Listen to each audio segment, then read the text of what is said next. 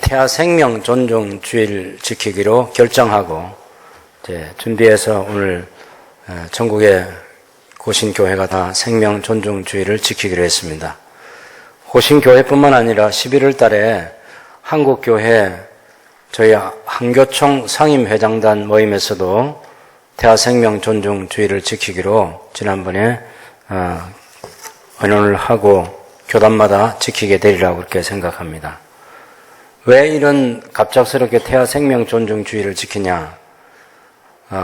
이것은 2019년 4월 달에 우리 헌법재판소가 낙태죄에 대해서 헌법의 기본 정신과 일치하지 않는다. 이걸 헌법 불합치라는 그런 용어를 쓰는데 그 헌법에 들어있는 내용 중에 두 개가 충돌하는 거예요.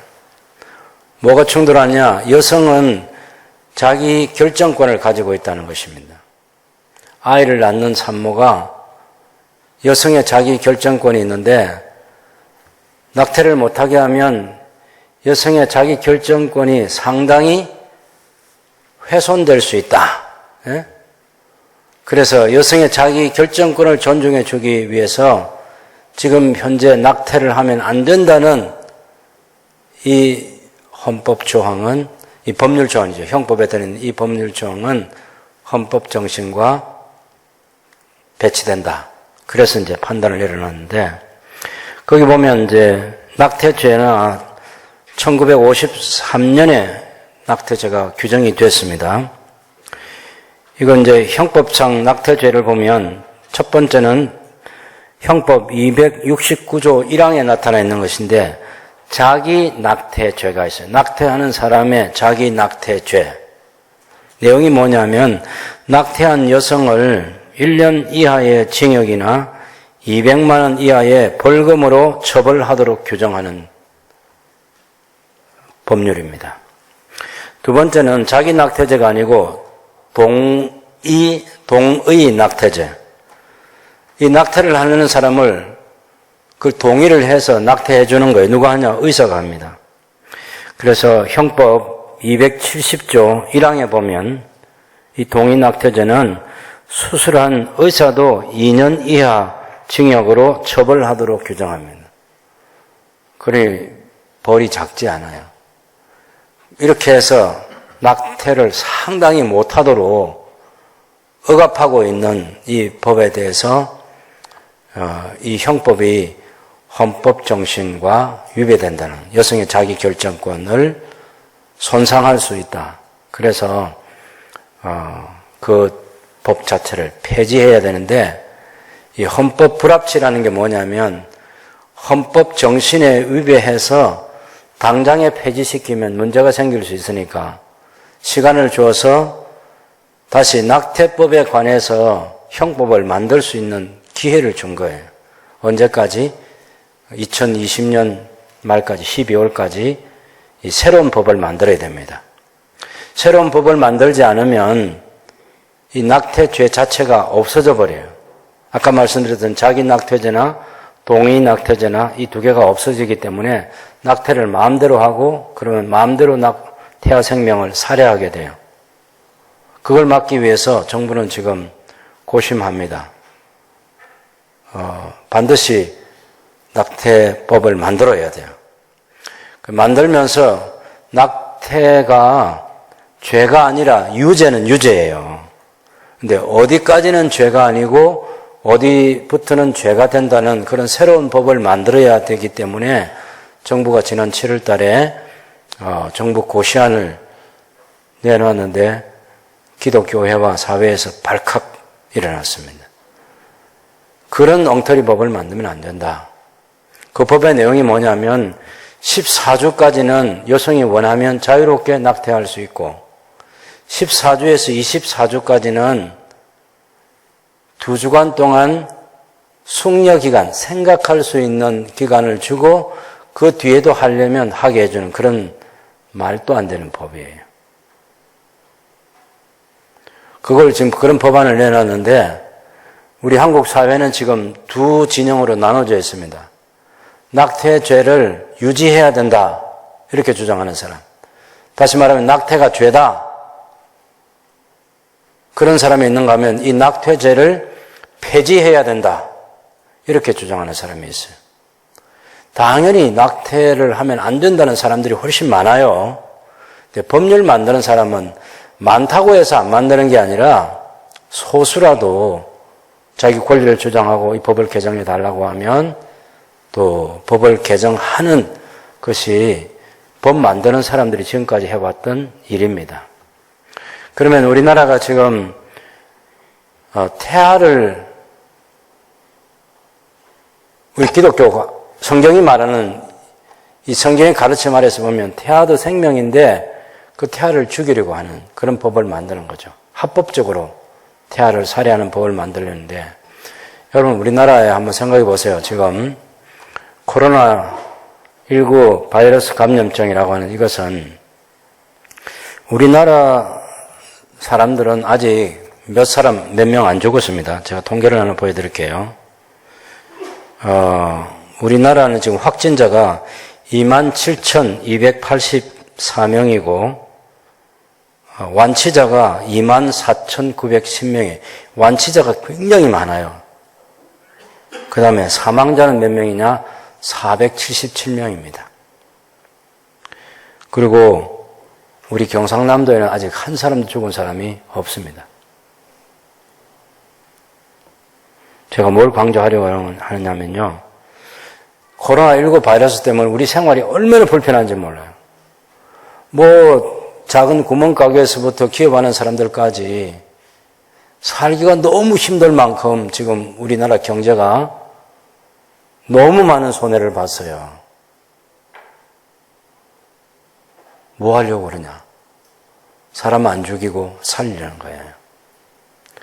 우리 교회만 하더라도 여러분의 나이수만큼 제 나이수만큼 지금까지 살아오면서 이렇게 해방 이후로 교회가 어려움을 당한 적이 없어요. 지금은 정부가 조금 이 확진자 수가 늘어나면 그냥 행정명령이라 해가지고 교회 예배를 자유롭게 못 드리도록 방해를 해왔습니다. 우리는 정부가 이런 것까지 방해할 수 있다는 생각을 한 번도 안 하고 살아왔는데 행정명령을 내리면 어느 나라에나 그런 제한을 받습니다, 여러분. 미국이 아무리 기독교 국가라고 해도 그 나라에도 코로나가 확산되면서 교회 예배를 금지하면 못 모입니다. 그것이 공권력이라는 거예요, 공권력. 그래서 우리도 예배 방해를 받고 살아왔어요. 물론 정치하는 사람들이 이것을 잘 악용해가지고 자기들의 목적을 달성하기 위해서 통제한다. 그 말에도 저는 어느 정도 동의하는 부분이 있습니다. 그러나 크게는 말이죠. 우리나라가 코로나가 더 이상 확산되지 않고 어떻게든지 생명을 지키겠다 하는 그것 때문에 하는 거예요. 477명 그래서 죽었어요. 여러분 미국은 죽은 사람이 얼마냐?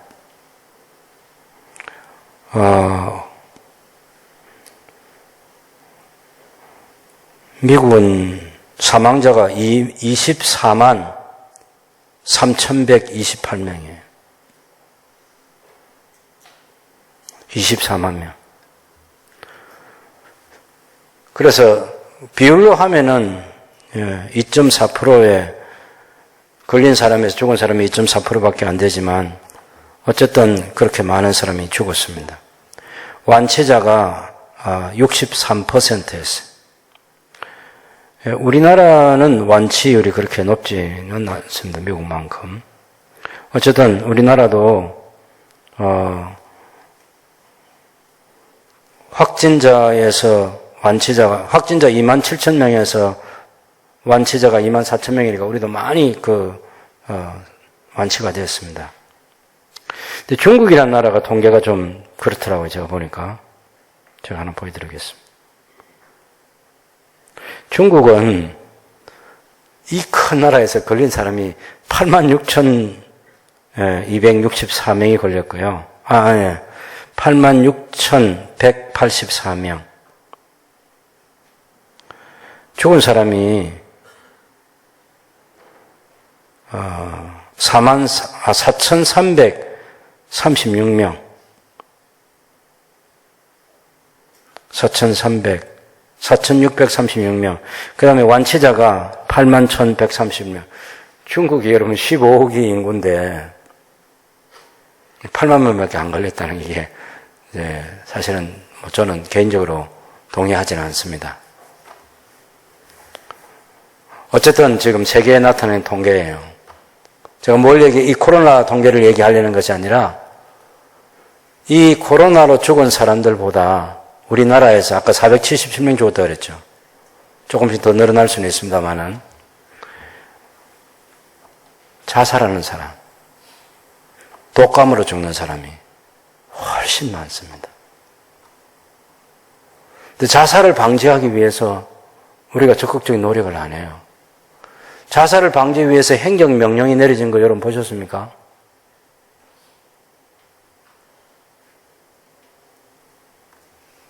이렇게 많은 사람들이 죽어가는 이건 방치해놓고 지금 코로나 이거 예방해가지고 사람 살리자고 하는 그것 때문에 장사하시는 분들이나 기업하시는 분들이나 여러 가지 경제적인 어려움과 고통을 당하고 종교 생활까지 위협을 받는 그런 환경을 지금 만들고 있는 거죠. 제가 다른 얘기 하려는 게 아닙니다. 한편은 사람 살리기 운동해요. 이거 잘하는 거예요. 저는 거기 동참할 수 있으면 저희가 하는 게 좋다고 봅니다. 우리나라가 미국처럼 1,000만 명이 걸리면 어떻게 되겠어요? 허리띠 졸라매고 생명 살리기 하는데 동참을 호소하면 정부가 하면 자기들도 허리띠 졸라매겠다 하면 우리도 허리띠 졸라매고 그렇게 동참할 수 있어요. 문제는 여기 생명 살리자고 하면서 태아는 죽이려는 거예요. 법을 만들어서 합법적으로 죽이려고 하기 때문에 그래서 우리 교회가 태아의 생명을 합법적으로 죽이면 안 된다고 우리는 그걸 반대하는 거예요.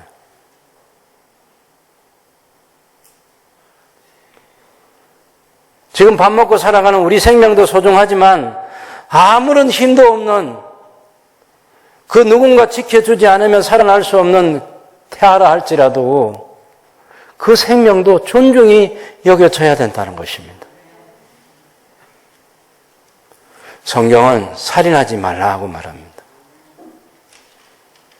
역사적으로 보면 사람을 죽이는 일에 앞장서던 악당들 있지 않습니까? 이를테면 우리가 출애굽기 1장, 2장을 보면 요셉을 알지 못하는 새로운 바로가 왕이 나타나가지고 이 이스라엘 백성들의 숫자가 60만이 넘어가니까 노예 수를 조정하기 위해서 힘을 못 쓰도록 하기 위해서 억압정책으로 노예를 더 이상 노예 수가 늘어나는 것을 원하지 않아요. 이스라엘 백성들이 그때는 노예가 아니었겠죠. 처음에는. 자유롭게 살면서 번성하는 이 이방 민족의 수가 늘어나는 것을 원하지 않고 그 수를 억제하기 위해서 또 무장을 하지 못하도록 노예로 삼고 그리고 사람 자식을 더 번성하지 못하게 태어날 때 그래서 남자아이를 죽이라고 하는 그런 명령까지 내리지 않습니까? 수많은 아이들이 죽었어요. 모세는 특별하게 살아난 사람이고 석 달 동안 그 부모가 지켰다가 나중에는 갈대 상자에 띄워서 강에 보냈는데 공주가 발견해가지고 왕자를 키웠습니다. 거기도 아주 복잡한 그 나라 상황이 있기는 합니다만 어쨌든 모세가 건짐을 받아서 살았다는 거지 수많은 아이들이 죽었습니다. 여러분 잘 알고 있는 신약성경 마태복음 2장에 나오는 헤롯 왕이 유대인의 왕으로 태어났다는 그 소식을 듣고 2살 아래 아이들을 예수님을 죽이려 했는데 이미 예수님의 생명을 보호하기 위해서 천사가 요셉과 마리아에게 빨리 피신하라고 해가지고 헤롯이 그 지경에 2살 아래 아이들을 다 살해했습니다.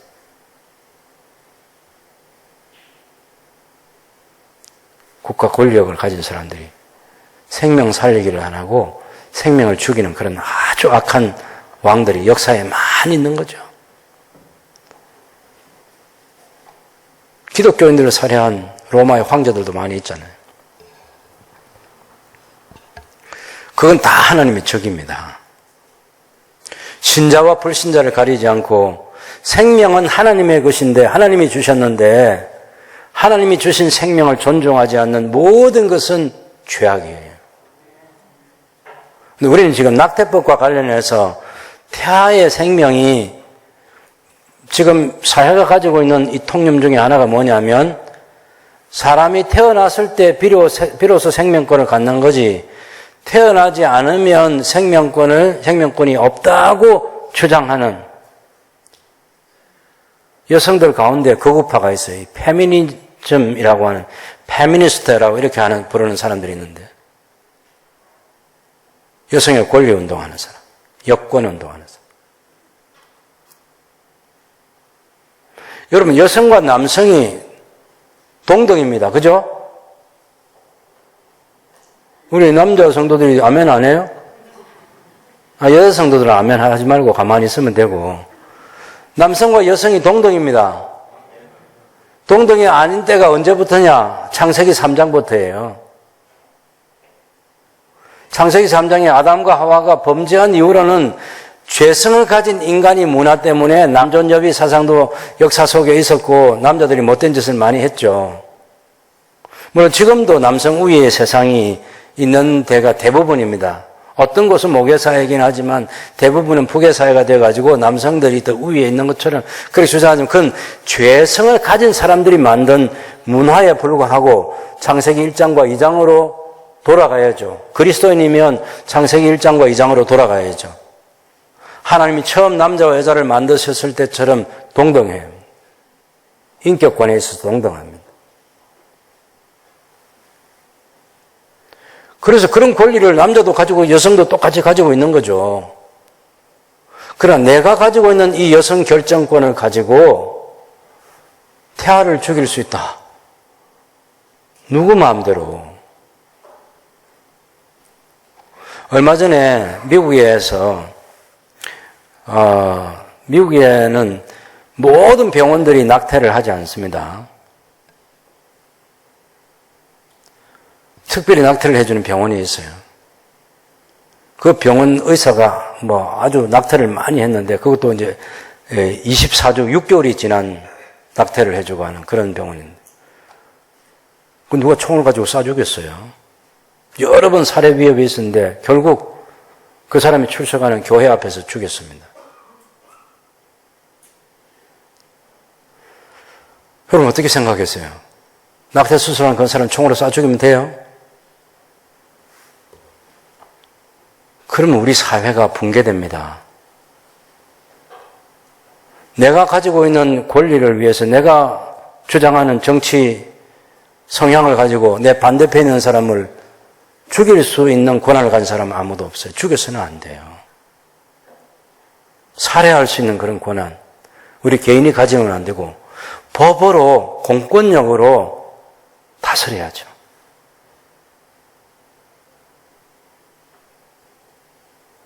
그런데 우리 사회는 그렇게 안 되어 있어요. 중요한 것은 오늘 우리 시편 여러분 139편 한번 보십시다.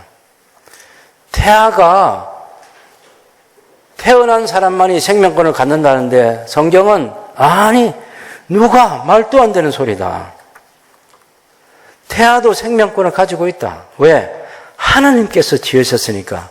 하나님이 지으셨다는 것은 사람이 어찌할 수 없는 영역에 속한다 그 말입니다.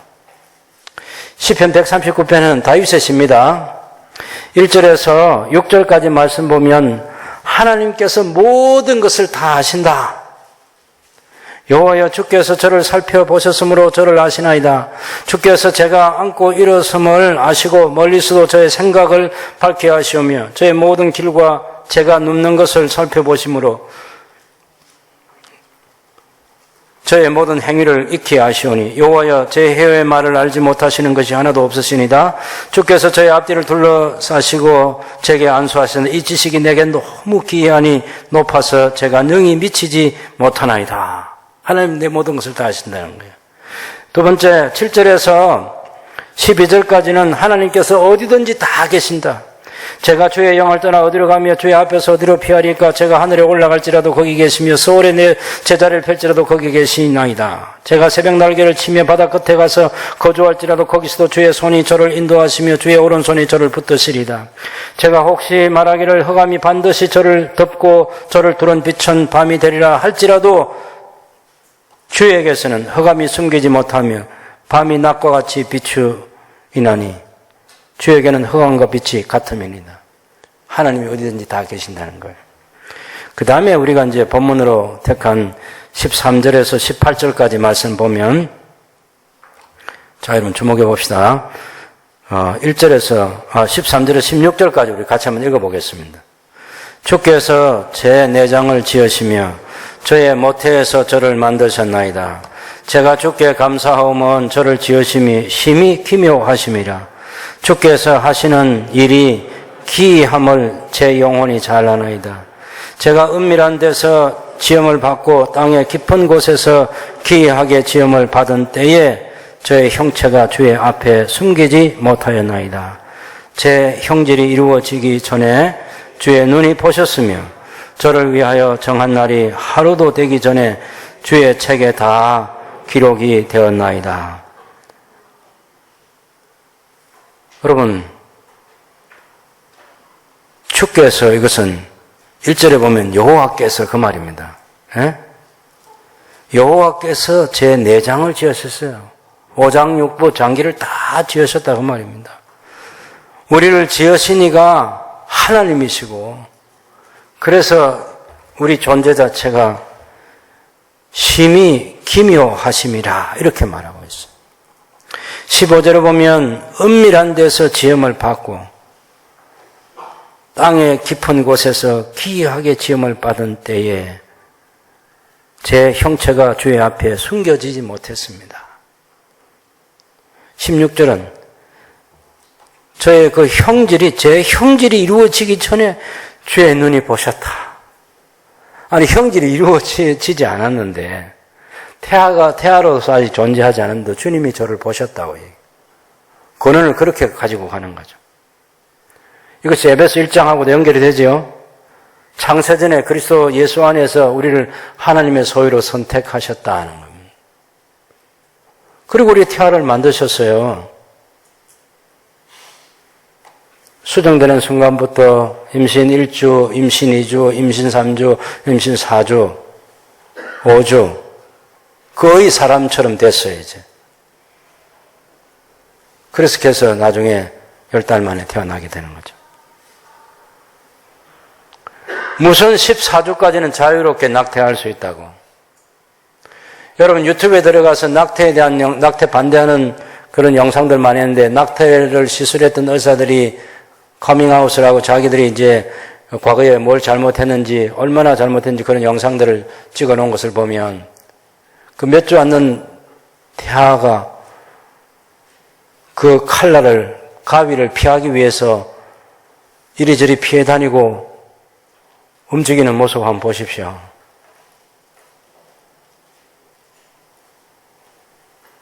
(14주) 이내는 괜찮다고. 누구 마음대로.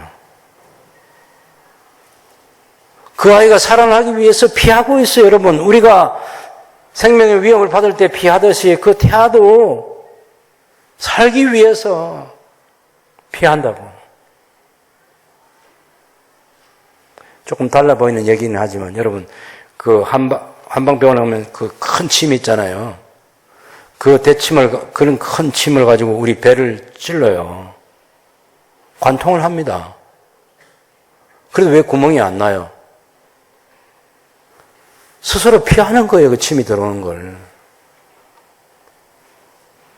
살아있는 생명은 그렇게 방어 능력이 있다니까.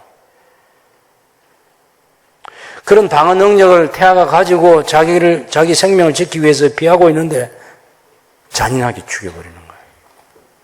그것이 낙태라는 것입니다.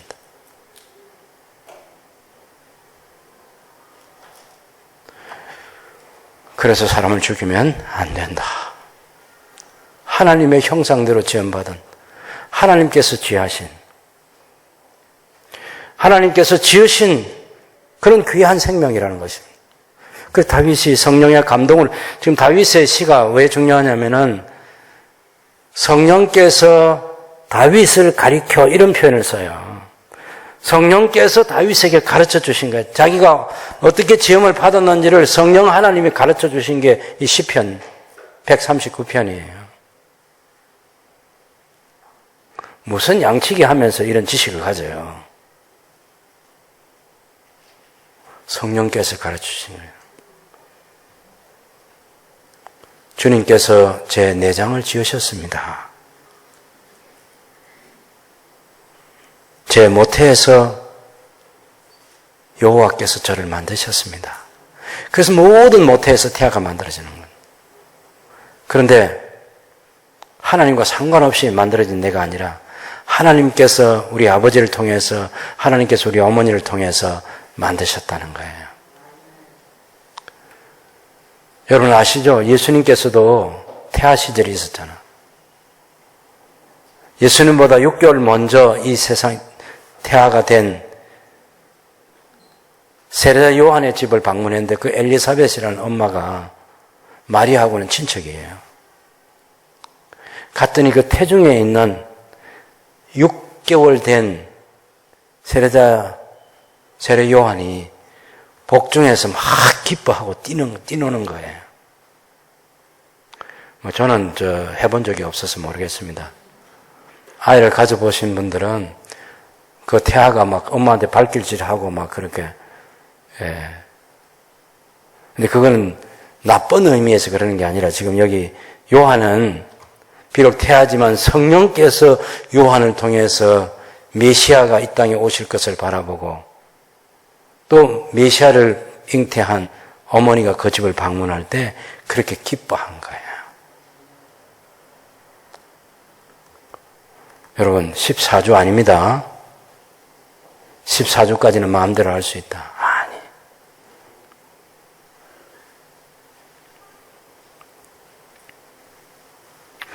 태아도 생명권이 있어요. 태아도 생명권이 있다. 그래서 여성의 자기 결정권, 그것도 여성의 자기 결정권도 아무리 내가 결정권을 가지고 있어도 사람을 죽이기 위해서 사용하면 안 되는 거예요. 사람을 살리기 위해서 내가 결정해야죠. 살리기 위해서.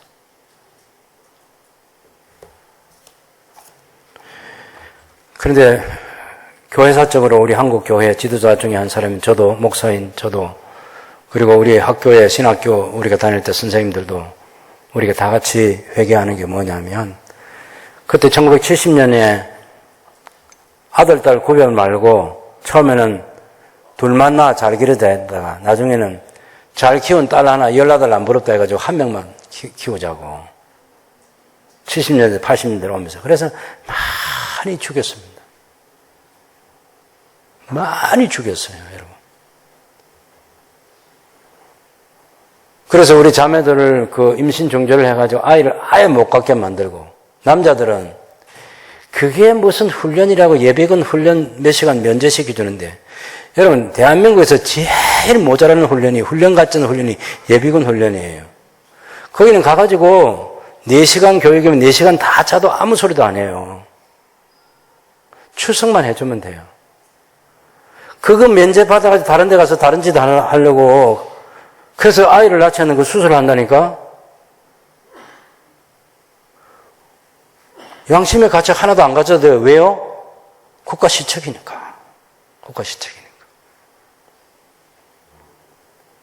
그래서 지금 우리나라 인구가 이렇게 돼가지고 2025년이 되면 50세, 55세 인구가 이제 절반을 넘어서게 되고 2030년, 40년, 50년 가면 인구가 줄어들어가지고 2100년이 되면 1년에 제주도 인구만큼씩 줄어가는 거다. 그래서 지금 5천만이 나중에 1800년까지 내려가는 거지.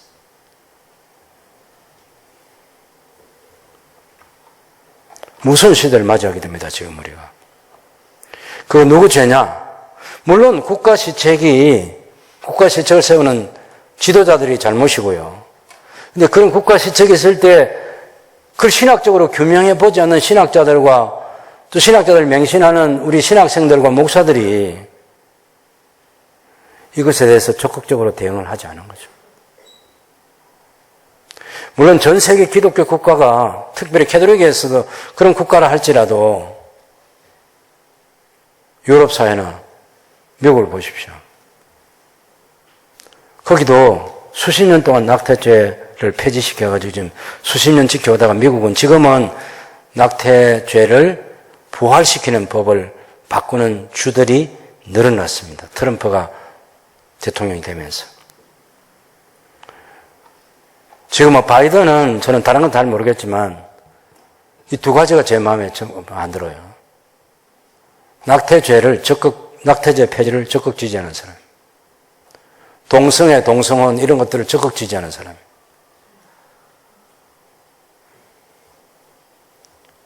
자유민주주의의 수호자이기는 합니다. 우리 한국이 북한하고 좋은 관계를 가지고 미국을 어쩌려다가 바이든이 와가지고 그냥 기분 나쁘다고 정확하게 표현을 했어요.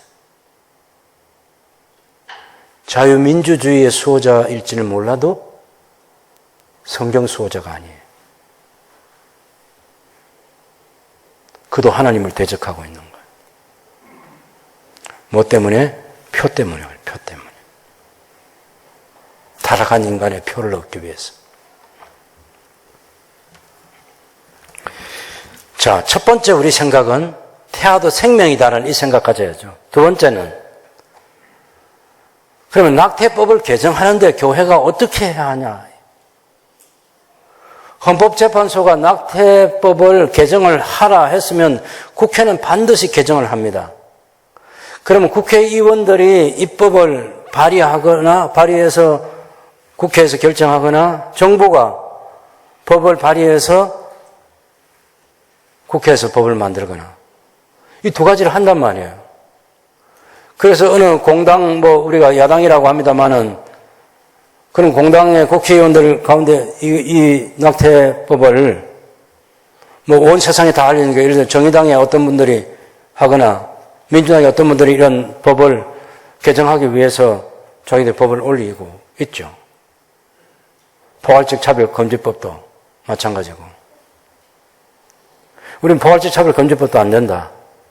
지난번 7월 달에서 만든 그 정부 고시안 낙태법 폐지에 대한 그런 고시안도 안 된다. 왜? 14주까지는 마음대로 죽일 수 있고 14주에서 24주는 2주간 생각해보고 여러분 2주간 생각하는 게 아니라 2주간 동안 낙태를 하면 안 된다는 그런 전문가를 만나게 해서 그 전문가가 이 사람을 설득을 하고 그냥 정신적으로만 설득하는 게 아니라 당신이 지금부터 아이를 낳을 때까지 당신의 모든 생활을 우리가 다 책임져 줄게.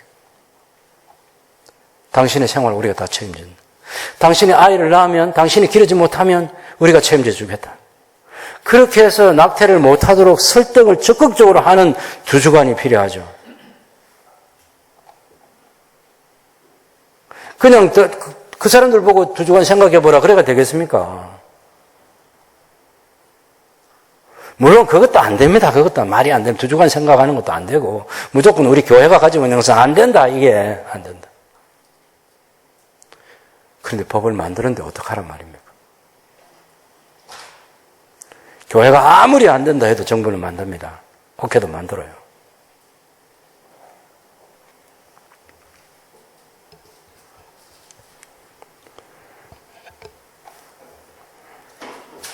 그래서 마태복음 19장 1절에서 9절 말씀 가지고 이혼에 관한 법을 가지고 우리가 최소한의 법을 만드는데 이게 낙태법을 개정하는 것이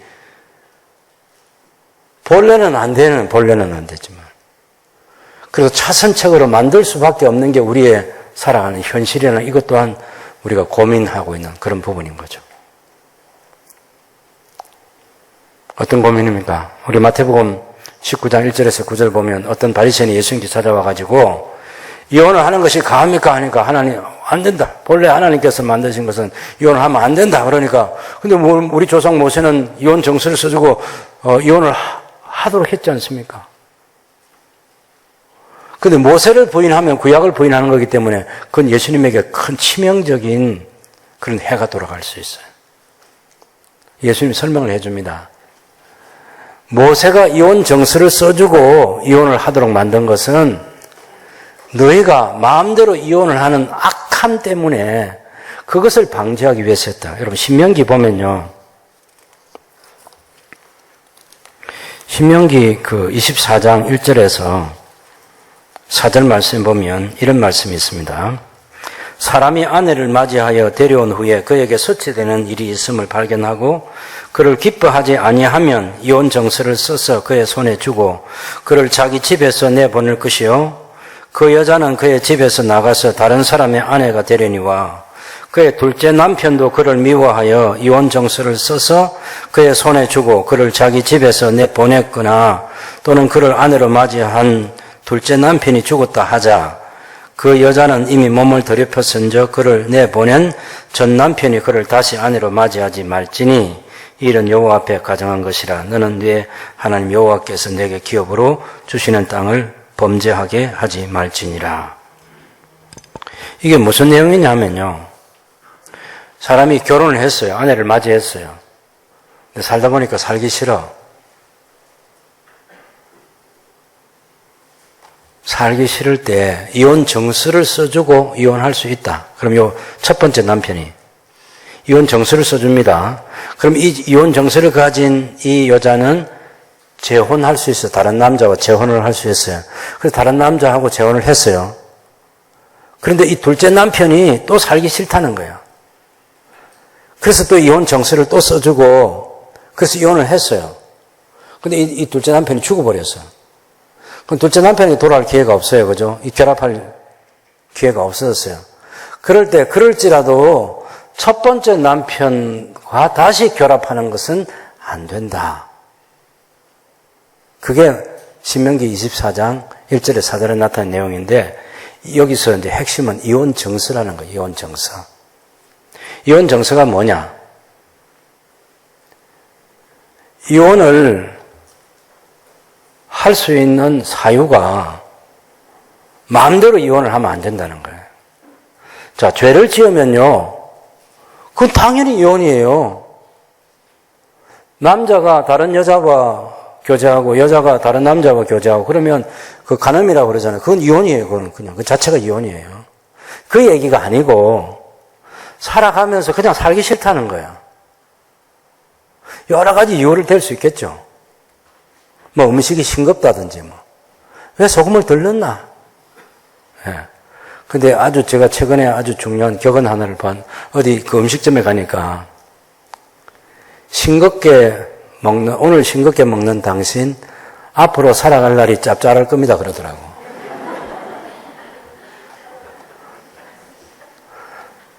그래, 싱거우면 그 생각도 하고 또 소금 좀 더 넣어 먹고 그러면 되지. 뭘 그걸 가지고 그렇게 식탁에서 시비를 걸고 그건 아주 안 좋은 버릇이에요. 저희 사무실은 불문율을 가지고 있어요. 절대 음식이 싱겁다 짜다 말하지 않는다. 어쨌든 여러분, 그 남자가 여성하고 이혼을 해야 되는데 이 유대 사회에서 아주 악한 남자들이요. 그냥 이혼이다. 나는 당신 남편이 아니다. 요거 3번만 외치면 이혼이 되는 거예요. 그런 문화 속에서 모세가 하나님으로부터 받은 계시는 그건 정말 말도 안 되는 거다. 이혼하려면 쉽지 않다. 누구한테 가야 돼요? 제사장에게 가서 이혼할 수밖에 없는 사유에 대해서 얘기를 해가지고 이 여자가 부도덕한 여자가 아니야. 그래서 이 여자는 살면서 그런 일이 없었기 때문에 이혼을 해서 다른 남자와 결혼할 수 있는 권리를 당당하게 가지고 있다는 게 이혼 정서예요.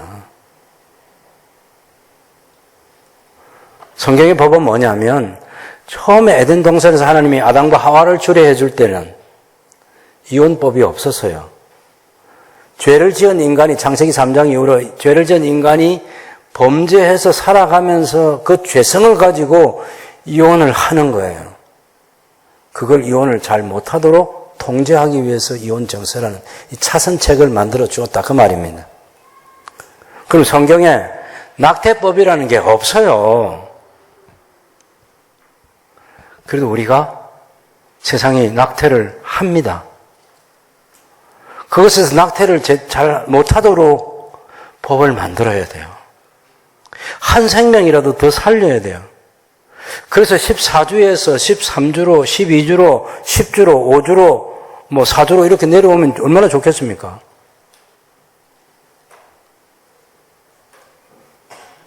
그래서 우리는 그걸 지금 끌어내리기 위해서 교회는 무조건 반대해요, 반대해. 반대하는데 그래도 법을 만드는 사람이 이것을 정말 고려해 달라고 생각해 달라고 우리가 적극적으로 법조인들에게 설명하고 설득하고 해야 되겠죠. 지난 금요일 날 저희 노회가 이제 제가 총회장 됐다고 노회적으로 취임 감사 예배를 해야 한다고. 그래서 했습니다. 저는 아주 그런 거 싫어하는 사람 중에 한 사람인데 어쨌든 했어요. 했는데 좋았어요. 그날 우리 박완수 국회의원이 오셨죠. 서울에서 첫 비행기 타고 내려오셨어요. 의총이 있는데 그것보다 지역구의 목사님이 총회장이 됐다는 걸 축하해야 된다고 내려오셨어요. 저는 정말 제가 원하지 않는 건데 어쨌든 오셨어요, 그분이. 도의회 의장이 오셨죠. 시의회 의장님도 오시고 전 도의회 의장도 오고 또 다른 도의원도 오고 몇 분 왔습니다. 제가 인사하러 와서 그런 얘기했어요. 제가 도민이고 시민인데 제발 우리 태아 생명 존중주의를 11월 8일 날 지키고 한국 교회가 지금 11월 달에 태아 생명 존중주의를 지키는데 법 만들 때 지금처럼 만들지 말아달라. 생명 살려야 될 게 아닙니까? 모르기는 해도 박완수 의원이 적극적으로 그 악법을 만들기 위해서 노력하지 않을 거예요. 윤희구 목사님이 총회장 되셔가지고 박근혜 대통령 만나서 그때 악법을 만들려고 할 때 대통령께 이런 얘기를 했대요. 한국에 10만 명쯤 수용할 수 있는 교도소를 다시 만들어주세요.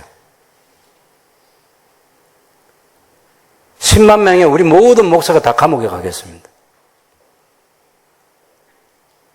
대통령이 쇼크를 받았어요. 그렇게 각오가 되어 있다는 겁니다, 이게. 그 지도자들은 주로 그런 사람도 만날 기회가 생기니까 만나면 말할 수 있는 거죠. 지금 우리는 이제 한국 교회가 총 걸기해가지고 이 법을 지금, 좀 사람을 살리는 쪽으로, 한 사람이라도 살리는 쪽으로 이렇게 해야죠. 첫째는 기도하는 일. 두 번째는 낙태를 할 수밖에 없는 어려운 처지에 있는 사람들을 적극적으로 설득하는 일. 입에 빈말이 아니고 정말 내 삶을 헌신해서 내가 당신 도와줄게. 내 힘대로 안 되면 우리 교회에 얘기해가지고 당신 도와줄게. 우리 교회가 안 되면 정부에 얘기해서라도 도와줄게. 어떻게든 당신 살려줄게. 오래전 일입니다마는 새송교회 집사님 한 분이 딸 하나를 두었는데 또 아이를 가졌어요. 그 낙태를 하려고 했어요. 그 집사람한테 상담을 했는데 절대로 안 된다. 하지 마라. 그리고 살렸어요. 낙태를 안 하고 아이를 낳아 길러서 대학에서 성학을 전공하고 찬양으로 하나님께 영광을 돌려드리고, 우리 집사람이 다른 건 다 잘 못했다고 다 엎어버려도 그거 하나만큼이라도 가지고 하나님께 상급받는다고 생각합니다. 한 생명이라도 살려야지. 여러분, 태아도 하나님께서 지으신 생명입니다. 태아도 생명권을 가지고 있습니다. 낙태는 살인하지 말라는 하나님의 계명에 불순종하는 것입니다. 태아의 생명을 살리는 것은 살인하지 말라는 하나님의 계명에 순종하는 것입니다. 낙태법을 개정해서 생명을 살리는 일에 우리가 적극적으로 참여해야 되겠습니다. 이혼이 원래 가능한 법이 아니지만 이혼을 무분별하게 하는 사람들의 이혼을 막기 위해서 차선책으로 만들었던 것처럼 낙태법도 차선책으로 우리가 만들어야 됩니다. 지금 현재 여성의 자기 결정권만을 주장하는 사람은 낙태의 비범죄화라는 이 법을 만들려고 하는 거죠. 낙태죄를 폐지하는 것입니다.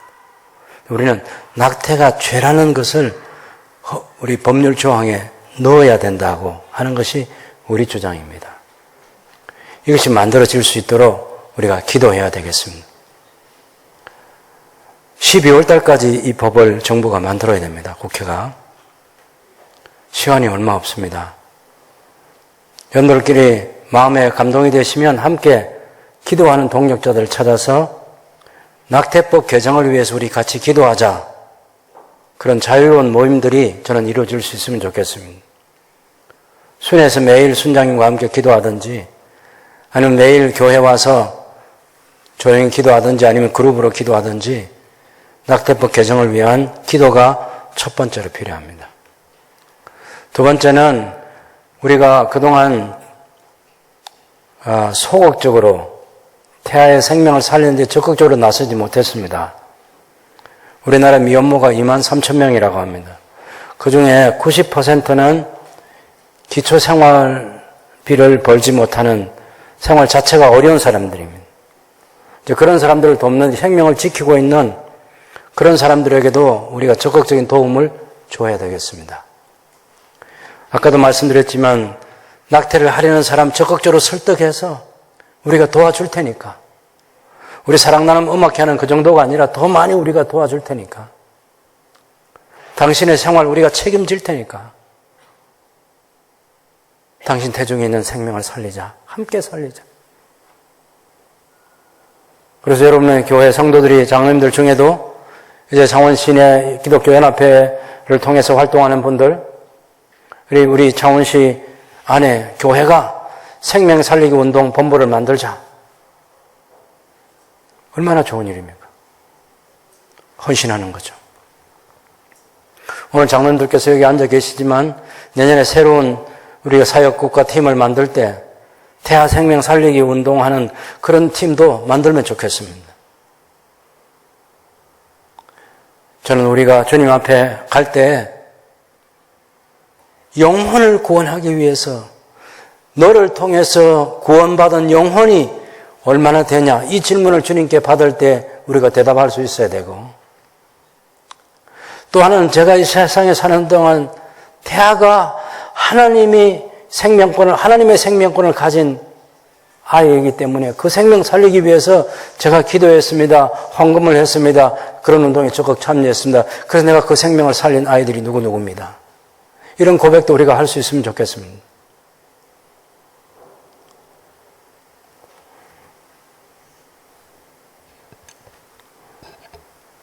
이혼법을 통해서 이혼을 방지하고 사람을 보호해 줬던 것처럼 낙태법을 통해서 생명 살리게 하는 이 운동에 우리가 적극 동참하고 영상 보셨죠? 한 사람이라도 살릴 수 있는데 자기가 한 소유 가지고 마지막에는 그가 입었던 옷을 유대인에게 벗어주고 유대인 제수복을 입고 그 차를 타고 떠납니다. 배지 하나 한 사람은 더 살릴 수 있었는데 저는 한 사람을 살릴 수 있을 만한 배지는 아니지만 그래도 이게 팔면 돈이 되는 배지인데 제가 총회장 임기가 끝나면 반드시 이것을 생명살리기 운동에 내놓겠습니다. 작지만요.